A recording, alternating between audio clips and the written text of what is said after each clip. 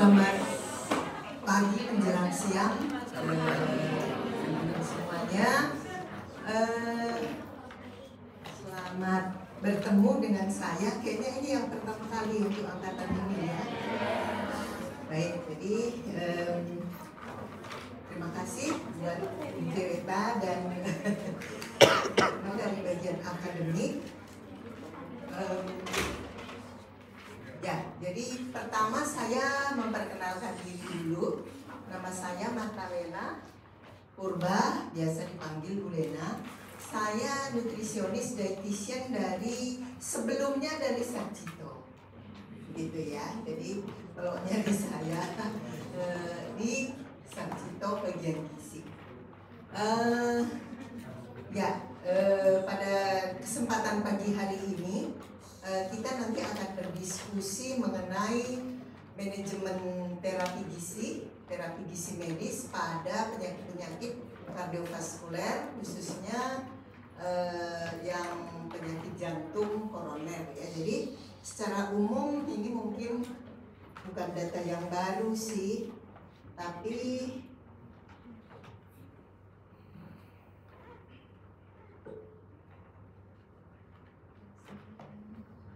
ya, jadi penyakit jantung ataupun penyakit-penyakit kardiovaskuler termasuk cerebro itu kan sekarang sudah merupakan penyebab mortalitas ya, baik di negara maju, demikian juga di negara kita termasuk Indonesia. Kalau beberapa dekade yang lalu, kalau di negara berkembang umumnya itu kan penyakit-penyakit infeksi ya, penyakit-penyakit infeksi yang lebih mendominasi sebagai the leading cause of death ya, jadi penyebab kematian utama. Tetapi beberapa dekade, 2 dekade terakhir ini itu pun sudah bergeser. Jadi kita mengalami pergeseran di mana penyakit-penyakit degeneratif yang seharusnya banyak diderita pada mereka yang sudah usia lanjut, itu pun sekarang sudah bergeser ke usia muda, usia produktif ya. Saya masih ingat saya masuk Sarjito itu tahun 85. Tahun 85 kalian belum lahir ya. Masih di mana gitu. Nah itu, jadi pasien-pasien kita itu ya rata-rata geriatri, lansia gitu ya. Khususnya misalnya di bangsal penyakit dalam, stroke, jantung dan lain-lain, itu memang yang sudah usia tua. Jadi ya memang sudah ada penurunan organ, ya kan, fungsi organ, sehingga penyakit-penyakit degeneratif itu ya mendominasi gitu. Tapi sekarang beberapa waktu yang lalu pasien umur 34 sudah menderita stroke. Nah, bisa dibayangkan. Jadi masih 30-an itu kan masih usia-usia produktif sekali. Itu pun sudah menderita penyakit-penyakit degeneratif. Jadi sangat berubah sekali pola ini kita ya. Pola penyakit, komposisi penduduk berubah, ada transisi demografi, tapi juga kita mengalami transisi penyakit. Nah ini tentu teman-teman sudah nggak bisa masuk. Dorong. Oh gitu, harus ini. Ya silakan.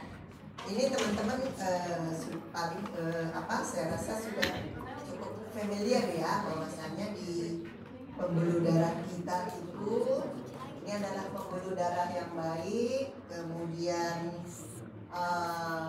dengan berbagai gaya hidup dan pola hidup, baik itu pola makan, olahraga, yang tadinya mungkin masyarakat itu lebih aktif ya. Kalau kita ingat, mungkin kalau kalian ingat nenek-nenek atau simbah-simbah yang dulu itu kan banyaknya physical activity, physical movement ya. Jadi ke sawah itu ya jalan mereka, pulang dari sawah atau ke ladang itu juga jalan atau nyepeda. Tapi sekarang sudah beda gitu ya, dari segi gaya hidup. Banyak kita malah melakukan sedentary lifestyle, jadi gaya hidup yang sedenter, aktivitas fisik berkurang. Kemudian seperti kalian lah, gen apa namanya, Gen Z atau gen apalah, anak-anak milenial ya kan, lebih banyaknya di depan laptop. Depan laptop terus makan, makannya juga yang banyaknya junk food, ya kan, food bukan lagi pola makan sehat, sehingga terjadilah perubahan ya kan di dalam pembuluh darah kita, terbentuk plak ya kan.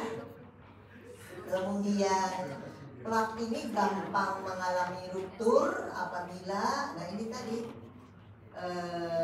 banyak begadang di depan komputer ya kan, atau di depan meja kerja pada apa itu? Jam aja, tidak ada warning apa-apa.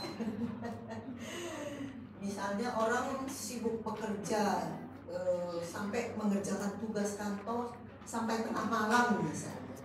Banyak loh sekarang dengan adanya perubahan gaya hidup pasca COVID, orang bekerja di rumah tetapi beban kerjanya malah melebihi daripada kalau ke kantor.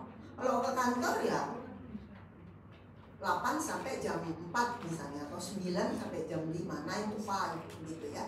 Tapi Sabtu Minggu libur. Ini tidak, sekarang kerja dari rumah, memang di rumah, tapi bisa sampai jam 12 malam, jam 11 malam, masih di depan komputer, tidak banyak bergerak gitu ya. Kemudian dengan aktivitas fisik yang berat juga ini bisa memicu terjadinya ruptur, masalah stres, marah ya, emosi.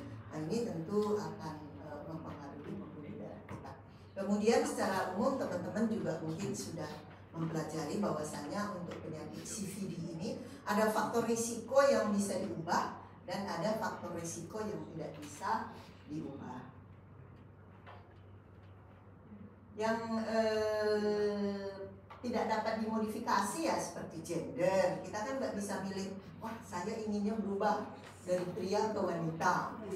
Ya bisa saja sih dioperasi gitu ya, tapi kan hormon-hormonnya tetap berbeda. Nah, kemudian juga usia dengan bertambahnya usia maka resiko penyakit-penyakit CVD juga itu akan meningkat. Tetapi ada hal-hal yang bisa dimodifikasi seperti perubahan gaya hidup tadi, pola makan ya. Di ruangan ini berapa ini? Hampir 100 orang. Kalau ulang tahun adakah yang menraktir temannya makan pecel apa lotek gitu? Tidak ada kan? KFC. Pasti traktirnya ke makanan-makanan fast food, makanan-makanan junk food, ya kan? Jadi nggak ada pola makan kita itu dulu ya. Apalagi anak-anak yang masih muda, yang proses tumbuh kembang. Dari berbagai penelitian didapatkan anak-anak sekarang itu kurang menyukai sayur dan buah. Malas sekali makan sayur dan buah. Ibu-ibu kalau datang ke klinik ya, klinik tumbuh kembang gitu, dokter ini anak saya kok sulit sekali makan. Buah pun mereka malas ngunyah gitu. Jadi maunya di jus siap minum. Padahal kalau di jus kan enzim-enzim yang ada di rongga mulut itu tidak bekerja. Jadi dia langsung masuk cepat kenyang, tapi nanti cepat lapar lagi gitu ya. Jadi seperti pola makan, kemudian olahraga, exercise, kemudian jam tidur, itu kan bisa dimodifikasi ya. Nah, obesitas. Nah, coba nanti atau coba angkat tangan. Kira-kira yang lingkar pinggangnya di atas 100, di atas 90 laki-laki yang pria. 90 loh kalau pria. Wanita harusnya 80.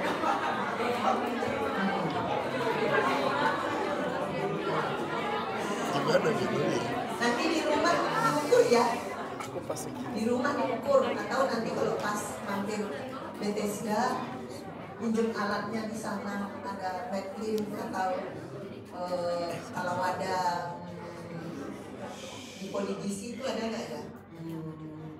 Apa alat pengukur wanita itu yang bisa mengukur jumlah lemak tubuh kita, jumlah otot dan lain sebagainya, itu diukur. Kalau lemak tubuh sudah lebih dari 30%, itu berarti sudah obes. Resikonya tinggi. Apalagi kalau lemaknya ini di daerah perut, visceral obesity atau central obesity atau abdominal obesity. Mengapa? Karena kan organ-organ penting kita semua di sini kan, paru, jantung, ginjal dan lain sebagainya di sini. Kalau dia general obesity, jadi dia gemuk, yang memang gemuk dari atas sampai bawah, jadi distribusi lemak menyebar, itu kurang berbahaya. Lebih rendah faktor risikonya untuk menderita penyakit-penyakit degeneratif dibanding yang centrally obese. Ya. Jadi kalau centrally obese ini kan profil lipidnya akan meningkat, umumnya total kolesterol, LDL, TG itu akan naik, tetapi HDL-nya turun. Kemudian sensitivitas insulin, kemudian untuk terjadinya trombosis, ini semuanya meningkat. Nah, tanda-tanda inflamasi kalau kita ukur ini juga akan meningkat. Fungsi endotel tadi sudah kita lihat di pembuluh darah kita ya, ini juga akan terganggu. Maka ini tentunya akan meningkatkan risiko penyakit-penyakit kardiovaskuler. Tetapi pada orang obes, termasuk pada mereka yang centrally obese atau obesitas abdominal, dia dengan melakukan diet, aktivitas fisik, dan untuk beberapa pasien mungkin dibutuhkan farmakoterapi, ya, obat-obatan tertentu. Obat untuk obesitas itu kan ada dua. Satu yang targetnya di saluran cerna, jadi dia menghambat absorpsi lemak. Satu lagi targetnya di otak kita, dia menekan nafsu makan. Nah, tetapi atau dengan 2 atau dengan 3 ini bisa dilakukan, lemaknya bisa turun. Apakah dia sentral atau general obesity? Seperti ini kan, kalau dia berdiri tuh nggak bisa kelihatan perutnya. Kalau yang gendut itu kan nggak kelihatan lagi. Termasuk saya sebetulnya sudah nggak bisa melihat lagi di bawah, harus begini. Ya kan? Nah, ini faktor resiko ini tadi, ini semuanya akan menurun. Banyak penelitian yang menunjukkan pada orang obes itu berarti kalau untuk kita orang Indonesia, IMD-nya sudah di atas 27 ke atas ya. Itu indeks massa tubuhnya sudah di situ. Nah, turun 5-10% saja.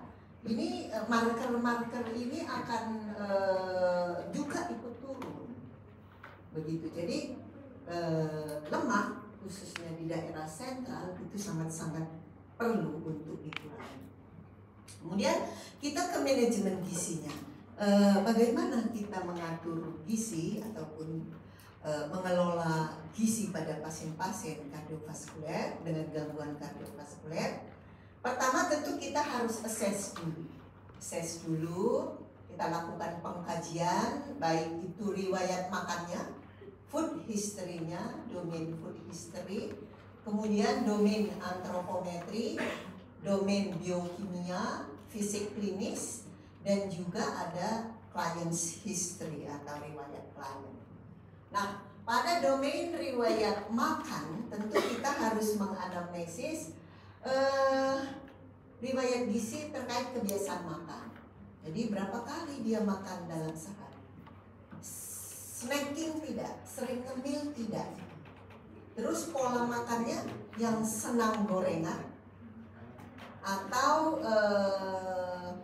manis, karena manis ternyata metabolisme karbohidrat, terutama karbohidrat sederhana, gula gitu ya, gula dia terhidrolisis kan langsung jadi glukosa. Itu juga mengganggu regulasi TG, trigliserid. Jadi trigliserid itu ataupun profil lemak itu bukan hanya karena dia tinggi lemak, bisa juga karena faktor makanan yang rendah karbohidrat sederhana, ya, tinggi asupan makanan karbohidrat sederhana, indeks glikemiknya tinggi gitu ya.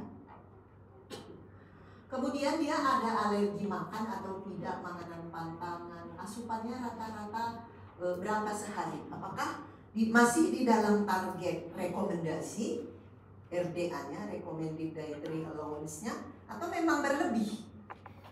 Berlebihnya berapa? Biasanya kita toleransinya 10%. Jadi kalau asupan sehari-hari kita masih dalam range 10% plus minus dari rekomendasi, itu masih aman. Tapi kalau lebihnya banyak, kelebihan ini tentu akan ditumpuk dari hari ke hari. Itulah nanti terjadinya penumpukan lemak tadi ya. Apalagi ditambah dengan sedentary lifestyle, jadi gaya hidup yang sedenter, jarang bergerak, tidak pernah olahraga, ya kan? Nah, ini yang perlu diwaspadai. Nah, tentu asupan makanan ini yang keliru, misalnya asupan makan yang tidak sehat, tidak seimbang, ini nanti berkaitan dengan, kalau kita kaitkan nanti, itu berkaitan dengan peningkatan kadar lipid, ya, tinggi lemak kolesterol, tekanan darah. Ini juga ya, kaum milenial kan senangnya soft drink.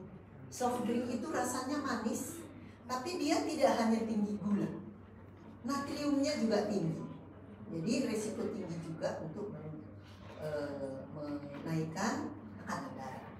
Ya, jadi kita harus waspada betul apa yang kita makan, apa yang kita minum. Kemudian kelebihan berat badan, obesitas tadi ya, ini juga perlu kita waspadai. Dari data antropometri tentu harus kita ukur tinggi badan dan berat badan. Kemudian kita hitung IMT-nya, indeks massa tubuh atau body mass index. Kalau dia sudah kelebihan berat badan, ya kan, lebih dari 20% lebih dari berat badan idealnya, maka ini sudah termasuk overweight, obese. Ya. Oke, pada orang tua yang tidak bisa ditimbang, yang tidak bisa lagi berdiri tegak, bisa kita ukur IMT-nya, IMT tinggi lutut. Jadi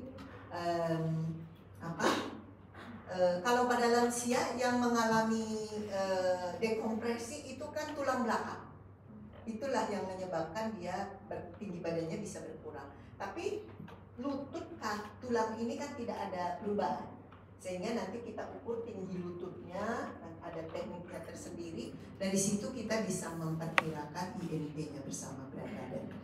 Atau tadi adanya central obesity atau tidak, yaitu dengan mengukur lingkar pinggang, normalnya 90 pada pria, 80 pada wanita. Atau rasio lingkar pinggang lingkar paru. Tapi dengan lingkar pinggang pun sudah cukup ya. Kemudian data-data biokimia, hematologinya juga perlu ya, HB-nya berapa, trigliserid, HD, kolesterol, dan lain-lain. Kalau dia ada DM, tentu juga harus kita cek, tentu juga harus dicek gula darahnya dan lain sebagainya, ya kan? Kemudian juga ini tadi domain biokimia masih ya, kemudian physical datanya, data fisiknya, pemeriksaan fisik klinis. Jadi tanda-tanda vital, tensinya, nadinya, respirasi, ada udem atau tidak, penampilan fisik. Kita di gizi itu ada namanya nutrition focus physical examination. Jadi data-data fisik ini tidak hanya tanda-tanda vital dan ini ya, tapi juga kita ukur massa ototnya, kemudian juga massa lemaknya, ya kan? Kemudian mengukur massa otot, massa lemak ini, cara yang sederhana itu dengan mengukur tebal lemak.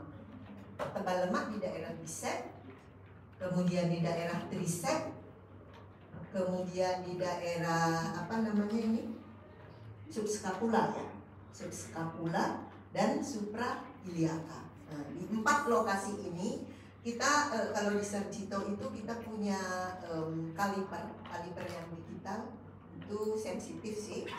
Kita ukur di 4 ini, kemudian nanti kita lihat apakah dari penjumlahannya dia over fatness atau tidak, gitu ya. Kemudian riwayat klien ya seperti biasa, riwayat penyakit dahulu, sekarang, keluarga, dan lain-lain. Kemudian untuk menegakkan diagnosis, kita kalau dalam manajemen gizi ini tidak hanya berpedoman kepada diagnosis medis. Kita juga ada diagnosis gizi, yaitu ada 3 domain, yaitu dari domain nutrient intake, nutrition intake, kemudian klinis, dan juga perilaku. Jadi 3 domain ini biasanya kita assess untuk menentukan diagnosis gizi pasien. Jadi nanti teman-teman kalau misalnya sudah bekerja di rumah sakit, kemudian baca di medical record ya, di sana kok gizinya nulis NI, NC misalnya ya, atau NB, itu berarti dia menegakkan diagnosis. Diagnosis gizi itu sedikit berbeda dengan diagnosis medis. Kalau diagnosis medis kan merujuk ke ICD-9 atau ICD-10, tetapi kalau diagnosis gizi itu merujuk ke IDNT, International Diagnosis of Nutrition Terminology. Jadi ada kode-kodenya juga nanti, ya kan? Tapi saya rasa untuk kalian nggak usah hanya sekedar tahu aja, supaya besok kalau misalnya bekerja di lapangan atau di rumah sakit klinik, ada dari gizi menuliskan itu, ya. Kemudian contoh diagnosis gizi itu NI ini yang dari IDNT tadi, NI 1.5. Ini artinya apa? Dia kelebihan energi intake. Kelebihan intake energi atau intake lemak atau apa begitu ya. Mengapa? Ini terkait dengan bisa karena kurangnya pengetahuan atau memang dia terbiasa mengkonsumsi makanan yang digoreng misalnya atau bersantan seperti itu. Kemudian sign simptomnya apa?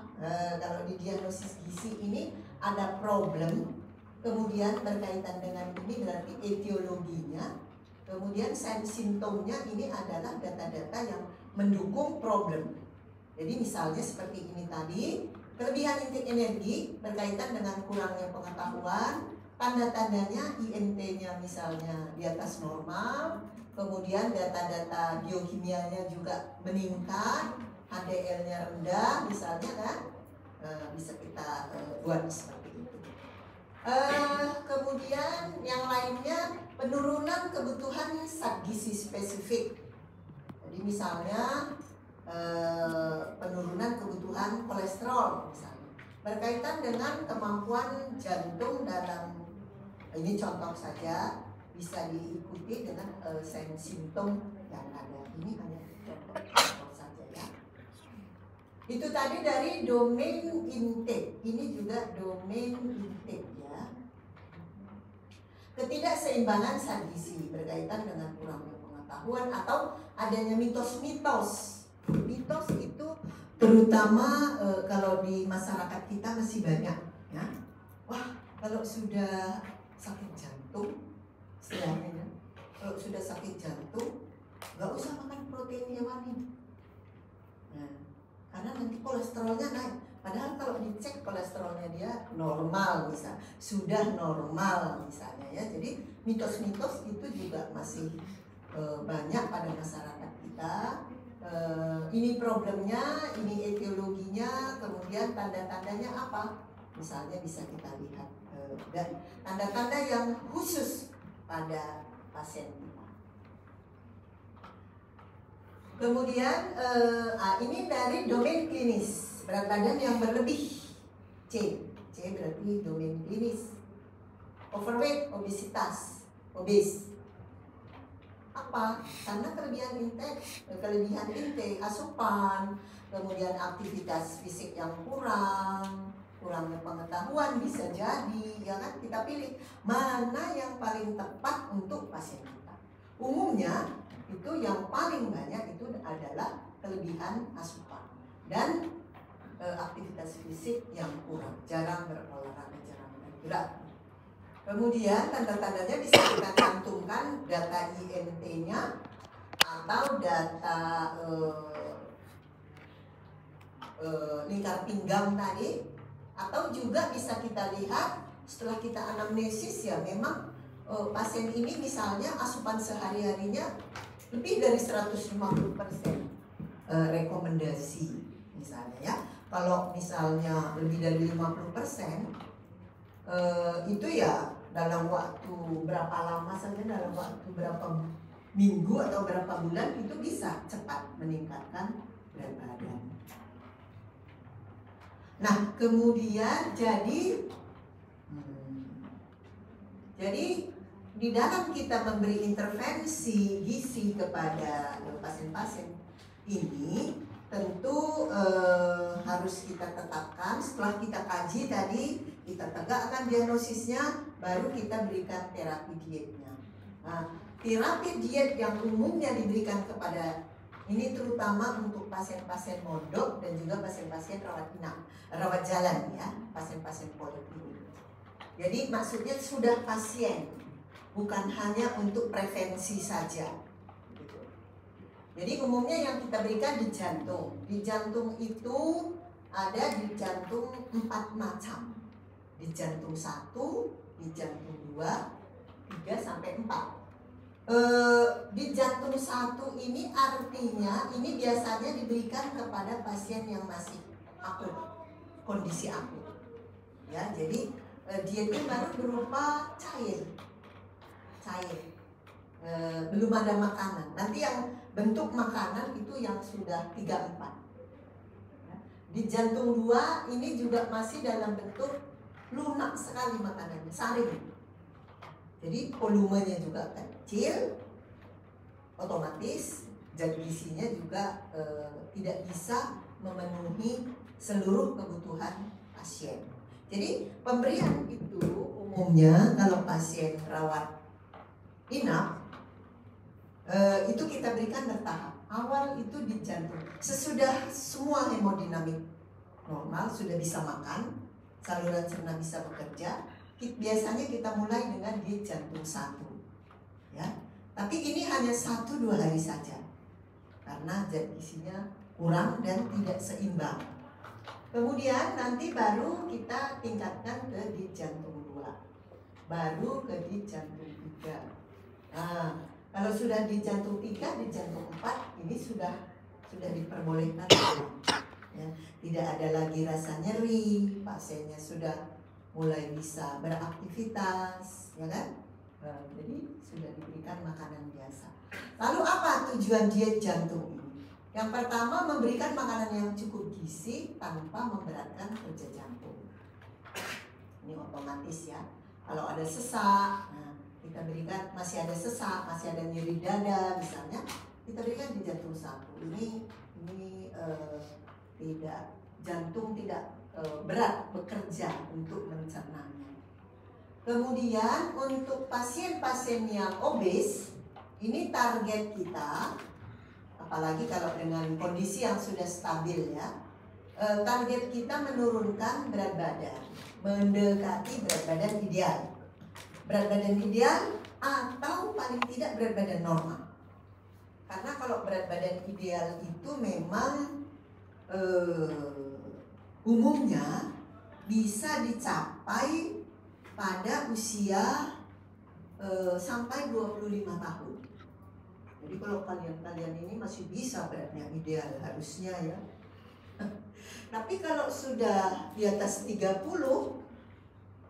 yang perempuan sudah menikah, punya anak, ini lemak sudah mulai tumpuk, bertambah gitu ya. Pada pria juga begitu. Sudah menikah, sudah ada yang ngurusin. Sudah ada yang ngurusin, biasanya ikat pinggangnya nanti berubah. Jadi lemaknya sudah mulai menumpuk begitu ya. Nah, pada mereka-mereka yang obes terutama, termasuk pada overweight pun, target kita adalah menurunkan berat badan, mencapai berat badan normal. Jadi misalnya tinggi badan dikurangi 100. Kalau ideal kan harusnya dikurangi lagi 10%. Itu berat badan ideal. Jadi 90% dari. Tetapi kalau untuk normal yang usia sudah apalagi 40 tahun ke atas ya, sudah mapan, gajinya sudah tinggi, kemudian di pekerjaan juga bukan lagi terlalu banyak aktivitas fisik, itu obesitas biasanya. Kemudian menurunkan kadar lipid, baik itu LDL, kolesterol total. Apakah dengan diet bisa? Bisa. Ya. LDL, TG itu sangat berkaitan dengan asupan lemak dan karbohidrat sederhana. Jadi kalau mau menurunkan TG, kurangilah minum manis, kurangi roti-roti yang manis, dan juga harus lemak. Lemak itu juga tetap. Ya. Tetapi kalau kolesterol total dia lebih ke arah lemak. Nah, sementara HDL, HDL ini kalau dari makanan agak susah. Ya, agak susah. Memang mengurangi lemak ya, kemudian protein hewani juga ya. Lalu tingkatkan konsumsi kacang-kacangan, legumes ya. Ini memang bisa tapi sedikit. Tetapi kalau dibantu dengan olahraga, HDL ini agak cepat dia naik. Kemudian kalau ada UD, retensi cairan dan lain-lain, ini juga tentu harus dihitung. Lalu bagaimana kita menghitung kebutuhan gizi dari seorang pasien dengan penyakit jantung? Energinya harus cukup. Energinya cukup. Ini bisa kita capai pada di jantung 3 dan 4 tadi. Kalau di jantung 1 dan 2 belum bisa ya. Jadi secara bertahap, step by step. Ya. Di awal-awal, terutama apalagi pasca serangan atau pada pasien-pasien CHF, dia masih sesak, mungkinnya juga berat misalnya kan. Kalau kita berikan nanti makanan porsi besar, nah ini akan memperberat kerja jantungnya. Oleh sebab itu bertahap ya. Tetapi kalau misalnya kondisinya sudah mulai stabil, nah ini bisa kita berikan energi yang cukup. Kemudian protein 1 sampai 1,2. Ini terutama yang pasien masih kondisi renal normal. Kalau kondisi renal juga sudah ada penurunan fungsi ginjal, tentu pembatasan protein juga diperlukan, yaitu 0,6. Karena pada lansia ini kan penyakitnya multipatologis ya. Jadi dia masuk mungkin dengan serangan jantung atau dengan CHF. Tetapi kalau setelah dicek lab dan lain-lain, dia juga ada DM, dia juga ada insufisiensi renal, misalnya ada lagi penyakit yang lain. Kalau pada lansia itu umum. Jadi kita lihat kondisinya. Kalau memang sudah ada juga insufisiensi renal, maka protein kita batasi 0,8 gram per kilogram berat badan. Lemaknya sedang, yaitu 25 sampai 30. Jadi tentu tidak ada gorengan. Kalau pasien jantung di rumah sakit itu tidak ada gorengan. ya kan? Karena misalnya kita pisang saja, katakanlah pisang. Satu buah pisang kepok itu kalorinya hanya sekitar 40 sampai 50 kalori. Tetapi kalau kita goreng, kan ada serapan lemak, itu nanti bisa 100, bisa 3 kali lipat. Apalagi kalau dia pakai tepung, karena tepung itu kan menyerap. Pisang goreng kan enaknya pakai tepung, crispy ya kan? Crispy-crispy-nya itu lemak semua. Jadi 3 kali lipat kalorinya. Jadi lemak ini juga harus dibatasi ya. 10% lemak jenuh. Lemak jenuh ini terutama dari hewan. Jadi apa namanya? Sini kan dekat Samirono ya. Kalau makan sate Samirono, ya pilih dagingnya. Jangan yang banyak gajinya. Karena gaji itu lemak jenuh. Tapi enak. Ayam goreng misalnya, kalian beli makan, terus ayam goreng. Apalagi kalau yang fast food itu, ya kan? Kan remesennya itu yang enak, kulitnya yang enak. Itu lemaknya tinggi semua, terutama lemak jenuh. Jadi kalau makan pasien-pasien nanti di rumah sakit, ya kulit ayam pun kita buang atau tidak dianjurkan untuk dimakan. Kulitnya singkirkan bu, edukasinya ya, karena dia lemak jenuh. Lemak tidak jenuh, misalnya menggoreng dengan minyak jagung, minyak kedelai, minyak zaitun ya, olive oil, ataupun yang lain. Sementara yang MUFA tadi tidak disebutkan di sini ya. MUFA monounsaturated, jadi lemak tak jenuh tunggal. Itu banyak terdapat pada kacang-kacangan dan alpukat. Jadi nggak usah takut makan alpukat. Ya, karena alpukat itu dia, pasien pun nanti, boleh nggak saya makan alpukat? Boleh, karena dia lemaknya lemak MUFA, monounsaturated. Tapi makan alpukatnya bukan yang apa namanya, jus alpukat, pakai gula, pakai susu coklat. Itu yang MUFA-nya tadi kalah dengan susu coklat, kalah dengan gula. Jadi kalau orang bule sana sekarang senang mereka makan sandwich gitu ya, sandwich roti, kemudian dilapisi dengan selada, tomat, terus kasih alpukat, di atasnya dia kasih daging, telur atau ikan gitu.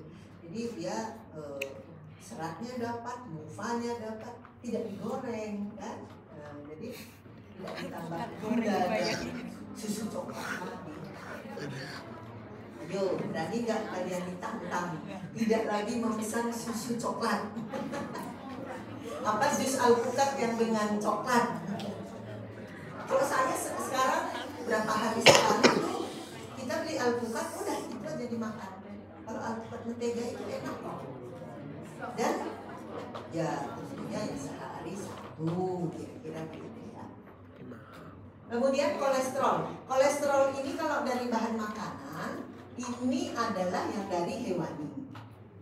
Ya, jadi misalnya kuning telur, jeroan ya, hati, rempelo, usus, otak, ini juga seafood, kepiting, kerang, udang. Nah ini semua kolesterol dan asam urat yang tinggi,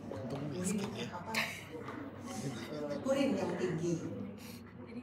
Tapi kacang-kacangan sebetulnya tidak ada kolesterol. Ya. Kemudian karbohidrat, vitamin, mineral cukup. Kemudian rendah garam, tidak ada hipertensi dan udem. Serat dan cairan cukup. Makanan mudah cerna, tidak memberatkan kerja jantung. Perhitungannya, pertama kita hitung energi basalnya dulu. Basal energy expenditure. Bisa misalnya menggunakan, sudah pernah dapat belum ya, Harris Benedict? Sudah pernah dengar rumus Harris Benedict ya? Atau dengan yang lain, dengan rule of thumb pun sebetulnya bisa. Jadi rule of thumb itu untuk menghitung energi basal itu pada pria dikalikan 30, pada perempuan dikalikan 25 kali berat badan normal ya, jangan aktual, karena kalau aktual nanti pada yang obes dia akan over feeding juga. Kemudian dikalikan faktor stresnya dan faktor aktivitas. Faktor stres 1 sampai 1,2. Faktor stres ini adanya hipermetabolisme misalnya, atau pasien-pasien ada infeksi, demam, atau kena pisau post operasi misalnya, ini rata-rata mengalami stres metabolik 1,1 sampai 1,2. Faktor aktivitas kalau dia bed rest 1,1, kalau dia on bed bisa dikalikan 1,2. Kalau dia bisa beraktivitas, turun dari tempat tidurnya, paling tidak di rumah dia bisa jalan-jalan, apalagi kalau bisa keluar rumah itu bisa dikalikan 1,3. Kalau dia yang sudah beraktivitas biasa, apalagi ada kerja fisik yang cukup banyak, bisa dikalikan sampai 1,5 misalnya. Nah, ini total energi kita dapat dari sini. Kemudian tadi protein, lemak, karbohidrat sudah ya. Lalu manajemen terapi lainnya, kalau ada hipertensi tentu harus pembatasan garam. Kemudian merokok alkohol tentu harus di stop. Kemudian kita lihat juga profil lipidnya dan lain-lain, harus disesuaikan garam. Kemudian kita memberi edukasi dan konseling. Materi edukasi ini terutama dalam memilih bahan makanan. Pilihlah bahan makanan yang rendah kolesterol, rendah gula, garam, lemak, GGL sekarang ya. Rendah gula, garam, dan minyak atau lemak. Membatasi asupan makanan cepat saji. Nah, ini kaum milenial yang susah ini sekarang, ya kan? Membaca label makanan, terutama makanan kemasan. Kemudian pada pasien-pasien tertentu, pada pasien CAF misalnya, pembatasan cairan juga. Kemudian kita tentu harus berkolaborasi, berkoordinasi dengan nakes yang lain, perawat, ahli gizi. Karena untuk pasien-pasien tertentu mungkin pasiennya masih perlu disuapi makannya, ya kan? Karena dia di CVCU misalnya menurutnya, atau di ICU tentu harus dibantu makannya. Kemudian pemilihan bahan makanan. Kalau mau minum teh boleh, tapi yang encer, kopi juga, sirup juga. Kemudian bumbu-bumbu di dalam memasak sebetulnya yang umum saja. Kecuali kalau ada sesak, tentu yang terlalu pedas seperti cabai, merica, ini harus dibatasi. Karena itu akan nanti memicu juga nyeri dada dan sesak. Makanan mudah cerna, tidak berbumbu tajam, tidak terlalu asin, terlalu asam, atau terlalu manis. Yang dibatasinya nanti bisa dilihat. Nah, ini adalah kalau untuk pasien-pasien yang sudah dengan terutama dia dengan hiperkolesterolemia, buah-buahan segar sebagai snack itu bagus. Tadi seperti kiwi atau sawo misalnya kalau di tempat kita, alpukat, pisang, tomat ini pun bisa dibuat sebagai selingan. Ya kan? Karena apa? Karena buah-buahan, terutama buah-buah tropis yang berwarna-warni, pisang, mangga, rambutan, dan lain-lain, alpukat, gitu ya, semangka, melon, itu semua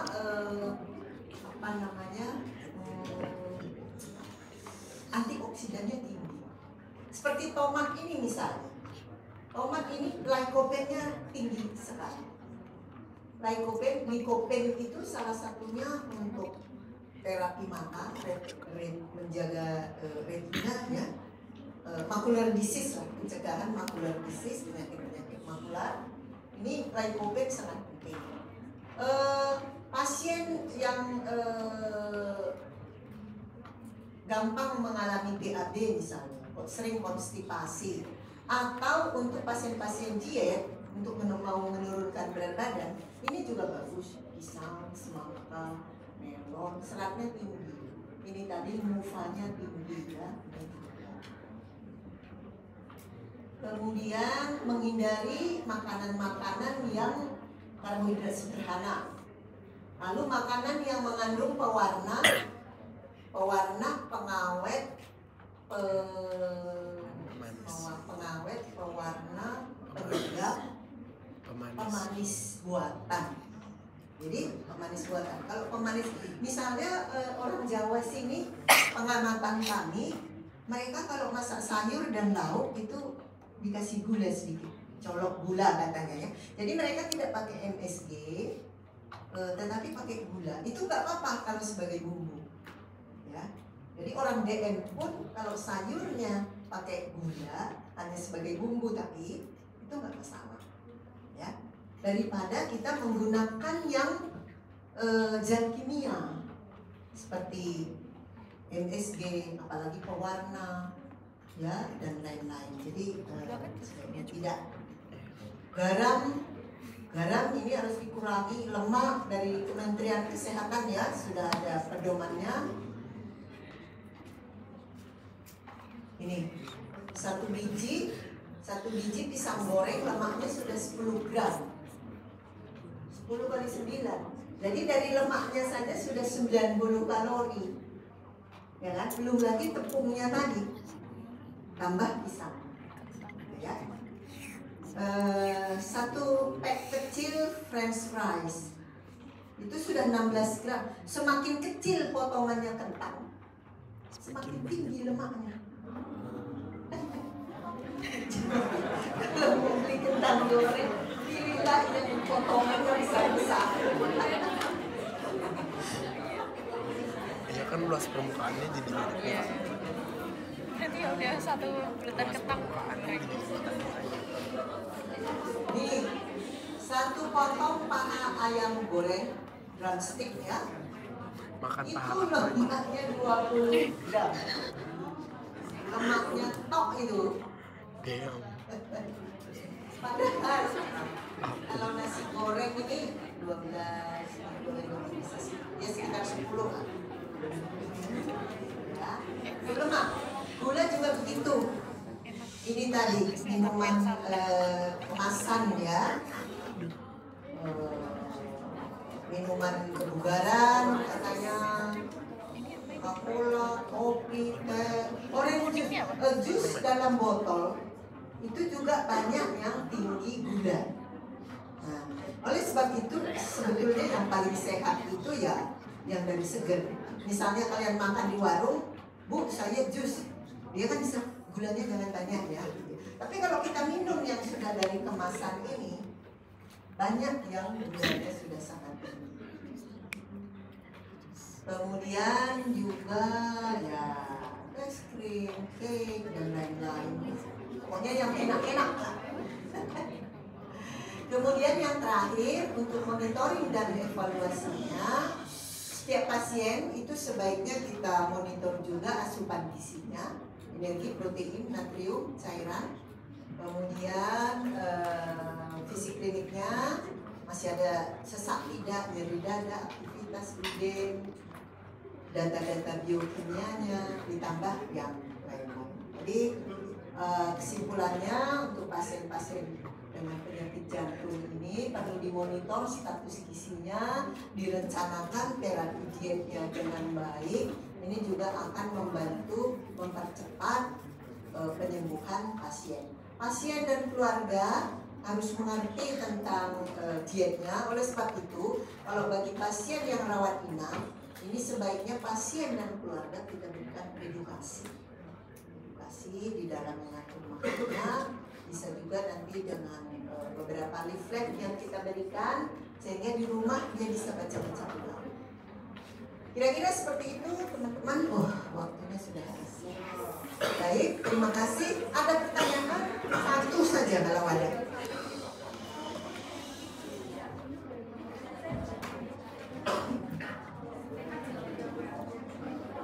Tidak ada? Kalau tidak ada, apakah cukup jelas atau kurang jelas? Ini bisa dua. Semoga jelas ya. Moga-moga apa yang kita diskusikan pada pagi hari ini bisa bermanfaat. Nanti kalau teman-teman sudah masuk ke klinik menangani pasien, mungkin nanti juga akan menemui pasien-pasien yang membutuhkan terapi gizi seperti berikut. Sekian, terima kasih, selamat siang.